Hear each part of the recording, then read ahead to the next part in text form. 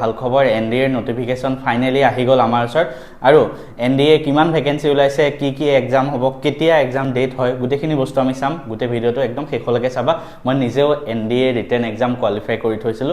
আৰু মই বিটেকত ইন্টাৰেষ্ট আছিল বাবে এনডিএত যোৱা নাছিল মই জেডব্লিউ ক্ৰেক কৰি এনআইটিত গৈছিলো এতিয়া আমাৰ নটিফিকেশন আহি গল অফিচিয়েল নটিফিকেশন যোনটো আৰু তাতে তোমাৰ ফাৰ্স্ট ডেটটো আমি চাও কি তাৰিখৰ পৰা 20 তাৰিখৰ পৰা এপ্লাই হৈ গৈছে আৰু লাষ্ট ডেট হল 9 জুন গতিকে 9 জুনৰ আগত সবেই যিসকলে এক্সাম দিবা সবেই এপ্লাই কৰি থোৱা যিসকল ক্লাছ 12ত আছে বা ক্লাছ 12 পাস কৰিলা এই বছৰ তেওঁলোকে এপ্লাই কৰি দিবা ঠিক আছে তাৰপিছতে ইয়েস এক্সামটো কেতিয়া হ'ব চোৱা এক্সামটো 13 সেপ্টেম্বৰত হ'ব কি তাৰিখে 13 সেপ্টেম্বৰ মনত ৰাখিবা সবে 13 সেপ্টেম্বৰ তাৰিখে এক্সাম হ'ব গতিকে এক্সামলৈ বেছি দিন নাই এনডিএ ফালৰ পৰা ক'ত যাব পাৰি আৰ্মিৰ কাৰণে 208টা ভ্যাকেন্সি আহিছে তাৰপিছত নেভি এক্সিকিউটিভ ব্ৰাঞ্চৰ 42 বাকি নেভি একাডেমি 24 আৰু 128 আহিছে এয়াৰ ফোৰ্সৰ কাৰণে ঠিক আছে তাৰো ভিতৰত প্ৰত্যেকটোৰে ইয়াতে দেখাই দিছো ঠিক আছে এতিয়া তোমাৰ এজ লিমিট কিমান হ'ব লাগিব এনডিএ যাবৰ বাবে এজ লিমিট কিমান হ'ব লাগিব চোৱা তোমালোকৰ এজ লিমিট 2008 চনৰ 2 জানুৱাৰীৰ পৰা 2011 চনৰ 1 জানুৱাৰী এই তাৰিখটোৰ ভিতৰত হ'ব লাগিব আৰু আনমেৰিড ইমান পঢ়লো আছিল এনেও বিয়া নাপাতে পাৰো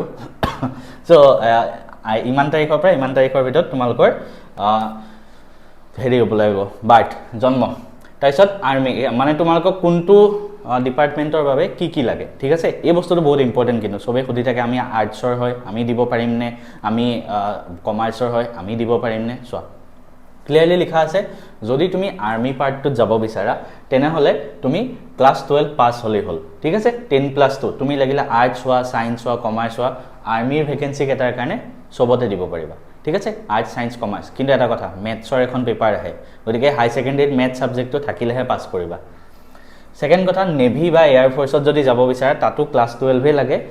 কিন্তু তাতে তোমাৰ must have physics chemistry and maths তোমাৰ হাই সেকেন্ডাৰীত physics chemistry আৰু maths এই তিনটা সাবজেক্ট থাকিব লাগিব তেতিয়াহে দিব পাৰিবা মই এনে নকওঁ যে maths সাবজেক্টটো লৈ থোৱা বহুত এক্সামত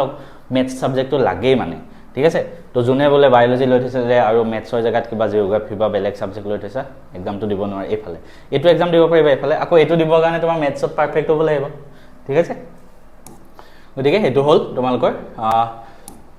ডিটেইলছটো তাৰপিছত চাও তাৰপিছত কেনেকুৱা ধৰণৰ এক্সাম হয় মই অলৰেডি এনডিএৰ ওপৰত গাইডেন্সৰ এটা ভিডিও দিয়া আছে তোমালোকে চাবা আকৌ মই লাগিলে দি দিম তোমালোকে ধুনীয়াকৈ চাবা কেনেকৈ পঢ়িব লাগে ফাৰ্স্ট কথা এনডিএৰ যোনটো এক্সাম হ'ব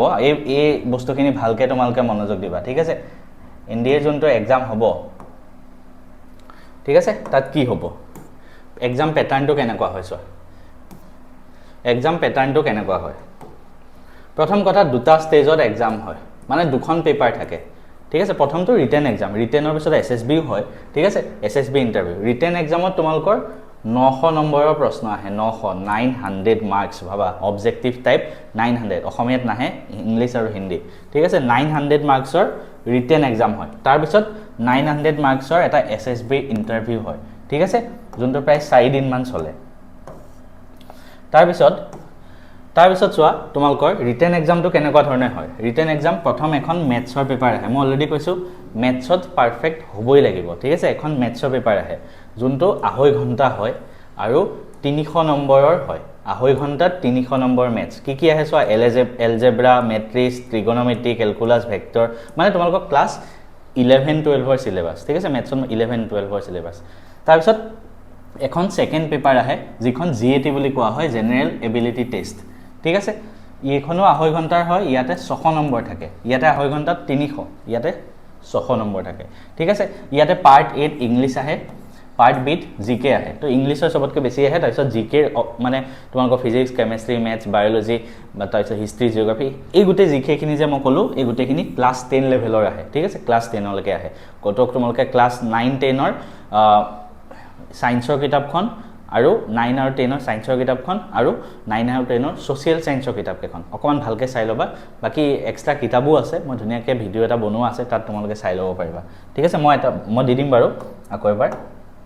ঠিক আছে গতিকে চিন্তা কৰিব নালাগে তাৰপিছত যদি আমি চাও জিএটি যোনটো 600 নম্বৰৰ যোনটো জেনাৰেল এবিলিটি টেষ্ট তাত কি আহে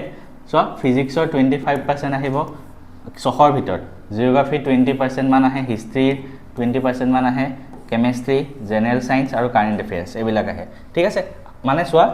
এই যে 600 নম্বৰৰ প্ৰশ্ন আহে সেকেন্ড পেপাৰখনত তাতে ইংলিছত 200 আহে অকল ইংলিছতে 200 আহে বাকি 400 জিকেত আহে ঠিক আছে তো 200 আৰু 400 মিলি 600 হয় আঢ়ৈ ঘণ্টাত আৰু ইয়াতে নিগেটিভ মাৰ্কিংও থাকে সব টুক্কা মাৰি আহিব নোৱাৰা ঠিক আছে আৰু তুমি ম্যাথছত পারফেক্ট হ'বই লাগিব মই কি আছিল সো 9 10 লৈকে আমি সায়েন্সখন পঢ়ো বাকি মই যেটা 11 12ত গলো মোৰ ম্যাথছটো ষ্ট্ৰং আছিল মই ম্যাথছত মেট্ৰিকতো অল আসাম হাইষ্ট মাৰ্ক পাইছিলো হাই সেকেন্ডাৰীটো অল আসাম টপাৰ আছিল ম্যাথছত ইয়াৰ পৰাই মই জেডব্লিউ প্ৰিপাৰেচন কৰি আছিল মই ভাল প্ৰিপাৰেচন চলি আছিল তো সেইবাবে মই এনডিএ দি দিলো তো মোৰ ম্যাথছত যেহেতু ভাল নম্বৰ আহি গল আৰু জিএটিৰ বাবে ইংলিছখিনি ইমানো বেছি টান নাহে তোমাৰ যদি ইংলিছ গ্ৰামাৰখিনি নলেজখিনি আছে তো ইংলিছখিনি কৰি ল'ব পাৰিবা 200ৰ ভিতৰত ধৰ ভাল নম্বৰ এটা পাই গলো বাকি জেনেৰেল নলেজৰ মই হিষ্ট্ৰি জিওগ্ৰাফি এইবিলাক মই একো নাজানো সঁচা কথা কিন্তু সায়েন্সৰ পাৰ্টটো পা যে আহিলে সায়েন্সৰ পৰা 10% মান আহিলে এখিনিও মই কৰি আহিলো তো তেনেকৈ মই পাছ কৰিলো ঠিক আছে গতিকে তোমালোকে যিকোনো সো অকল জিএটি পঢ়িলে তুমি এনেও পাছ কৰিব নোৱাৰা কাৰণ কিয় ইয়াতে তুমি কি কোৱেশ্চন আহে তুমি কেনে গম পাবা কোনটো সাবজেক্টৰ পৰা কিন্তু ম্যাথছটো ষ্ট্ৰং হ'বই লাগিব ঠিক আছে এটা ডিটেইল ভিডিও মই লৈ আহিম অতি সোনকালে কেনেকৈ পঢ়িব লাগে যদি তাৰ জাক লাগে সেই ডিটেইল ভিডিওটো কমেন্ট কৰিবা তেতিয়া মই সোনকালে প্ৰভাইড